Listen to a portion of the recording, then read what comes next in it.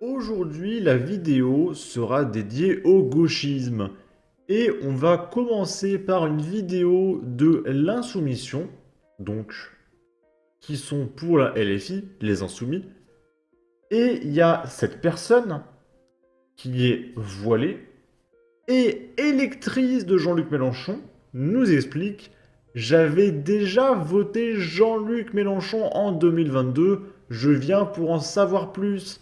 Témoignage d'une jeune participante au meeting de l'Union populaire avec Jean-Luc Mélenchon et Manon Aubry. Et il y a Blanco aussi qui partage: quoi de plus normal pour une musulmane de voter pour un parti qui prône la charia.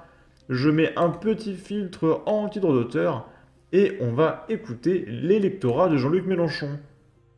C'est ma première année où je vais voter aux européennes. Au présidentiel, j'avais déjà voté pour le parti de la Mélenchon, donc pour la LFI. Je viens ici pour me renseigner pour mon vote du 9 juin. Voilà. C'est dans cette démarche-là que je suis ici. Merci beaucoup. Voilà, bon, Jean-Luc Mélenchon il a trouvé son électorat, hein. C'est tout à son honneur, les copains, pas d'amalgame, d'accord? Je vous l'interdis. Ici, il y a un rapport de l'Institut libéral Thomas More qui démontre pour la première fois, chiffre à l'appui, que l'audiovisuel public déroge à ses obligations légales d'impartialité et de pluralisme.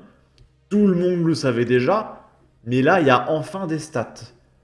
Et donc là, on a des infos sur les stats de l'audiovisuel public, à savoir France 2, France 5, France Info TV, France Info Radio, France Culture et France Inter.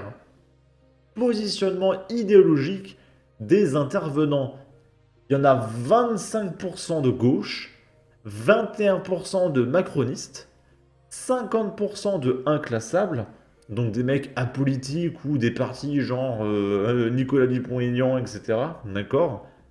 Et 4% de droite. Donc la droite, ça peut être LR, Rassemblement National, Reconquête. Donc dites-vous que LR, ça fait 3,5%, d'accord? Il doit rester 0,4% pour le RN et 0,1% pour Reconquête. Voilà, ça c'est le pluralisme politique. Ok? Audiovisuel public, positionnement idéologique des intervenants. Donc, ce qu'il y a en bleu là, la barre bleue, c'est la droite. Hein, d'accord? C'est pas une blague. France Inter, 32% de gauche, 24% de macronistes, 37% de inclassables et 7% de droite. France Culture, 28% de gauche, 15% de macronistes, 56% de inclassables et 1% de droite. France Radio Info, 15% de gauche, 15% de macronistes, 62% d'inclassables et 8% de droite. France 2, 17% de gauche, 24% de macronistes, 56% d'inclassables et 3% de droite. France 5, 22% de gauche, 24% de macronistes, 6% de droite et 48% d'inclassables.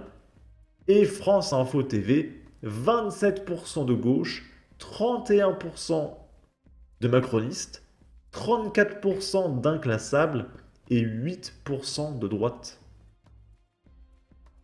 Et le dernier, multiculturalisme, positionnement idéologique des intervenants, 100% des intervenants favorables au multiculturalisme. 100%.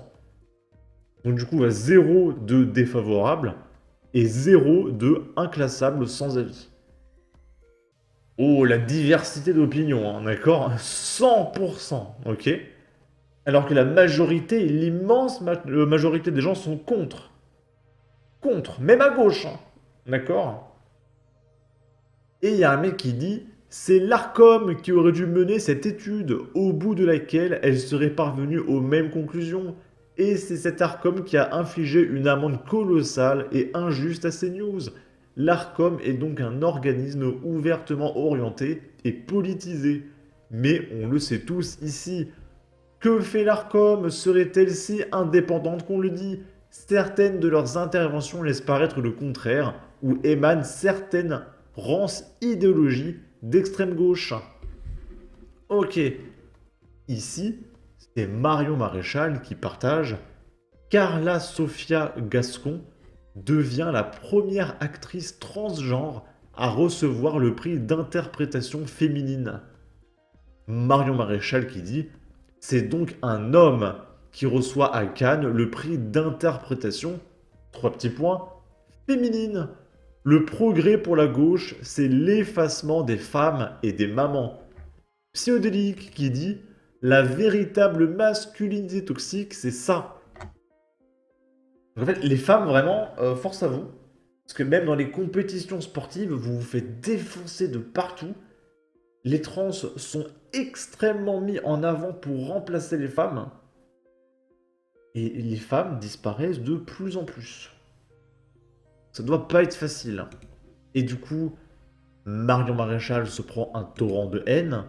C'est donc Marion Maréchal qui reçoit le prix de la méchanceté. L'effacement des femmes est une réalité dans le cinéma et dans l'art de manière générale depuis des siècles. Mais voilà que ça serait la faute de la gauche et des personnes transgenres. Le seul prix que Marion Maréchal pourra un jour gagner est celui de la politicard de l'extrême droite qui fait son beurre sur la haine des autres. La haine n'a ni genre, ni origine, ni confession, ni couleur de peau. Elle a juste un nom. Vous n'en pouvez plus de cette idéologie de woke qui impose sa vision déconstructive de notre civilisation, de la famille, que ce soit dans la culture, les médias, les universités, l'école de vos enfants. Arrêtez de râler, voire pire d'en rigoler, et agissez enfin. Hashtag votez Marion. Une fois de plus, elle vomit toute sa haine très méchante, dégoût. Donc voilà, c'est la méchanceté si on n'est pas d'accord avec le fait que les femmes disparaissent. Et qu'elles n'ont plus le droit de gagner la moindre compétition pour mettre en avant les personnes trans. Bah écoutez, pourquoi pas. Du coup, l'électorat de droite va récupérer toutes les femmes. Parce que tu peux pas être de gauche et être une femme. Tu votes pour ta propre disparition, ça n'a aucun sens.